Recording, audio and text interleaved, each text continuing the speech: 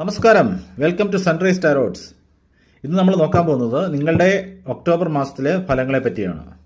Okay, നിങ്ങളുടെ general ആയിട്ടുള്ള health, wealth, relationship എല്ലാം നമുക്ക് നോക്കാം. ഓക്കെ, എല്ലാവരും പോസിറ്റീവ് ആയിരിക്കുക.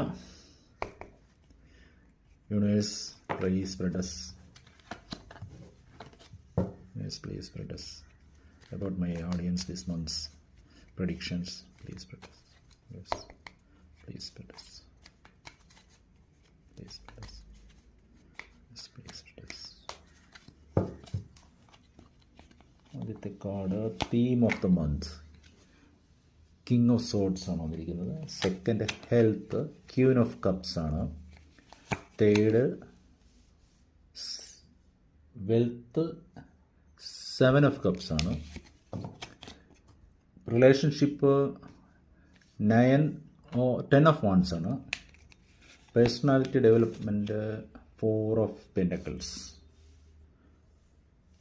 അങ്ങനെയാണ് വന്നിരിക്കുന്നത്. അപ്പം നോക്കാം.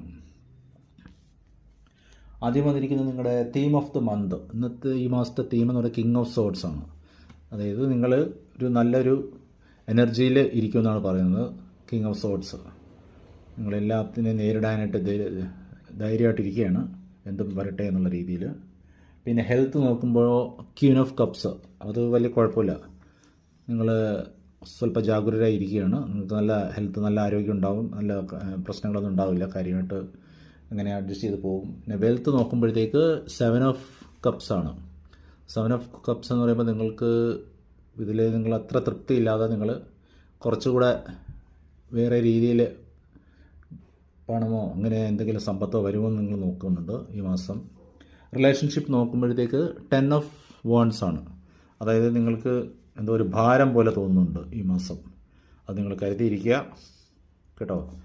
പിന്നെ പേഴ്സണാലിറ്റി ഡെവലപ്മെൻറ്റ് എന്ന് പറയുന്നത് 4 ഓഫ് പെൻറ്റക്കിൾസ് ആണ്. അതായത് നിങ്ങൾ അങ്ങനെ ഒന്നും വിട്ടുകൊടുക്കില്ല എന്ന് പറഞ്ഞുള്ള രീതിയിൽ ഇരിക്കുകയാണ്.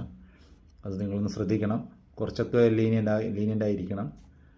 ഓക്കെ, കിട്ടുന്ന ധനവും ആയാലും എന്തായാലും നിങ്ങൾ കുറച്ചൊക്കെ മറ്റുള്ളവർക്ക് കൂടെ സഹായം ചെയ്യുക. എല്ലാവരുമായിട്ട് നല്ല രീതിയിൽ കോംപ്രമൈസ് ചെയ്ത് പോവുക എന്നാണ് ഈ മാസത്തെ ഫലം പറയുന്നത്. Okay, thank you.